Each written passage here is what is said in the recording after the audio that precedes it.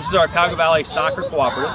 We have about 55 kids here tonight, which is kind of exciting. It's the first night for our evaluations. Basically, we're evaluating. We have about 6 staff here on 6 coaches on staff. We have the kids set up in the game field, and so what we do is we evaluate. We watch the kids play in a 4v4 setting. We're looking for their ability, technically, tactically, athletically, and basically their personality, what kind of player they are. So in a game situation, we can see that and maximize those opportunities. So that's what we're doing here. We got them all in 4v4, and the coaches are taking notes and evaluating. And the goal is to get them all in evaluation back to the parents by Friday. So it should be a pretty quick turnaround. Pretty excited about the turnout. And we have a bunch of kids too that we're expecting to come out later in the week.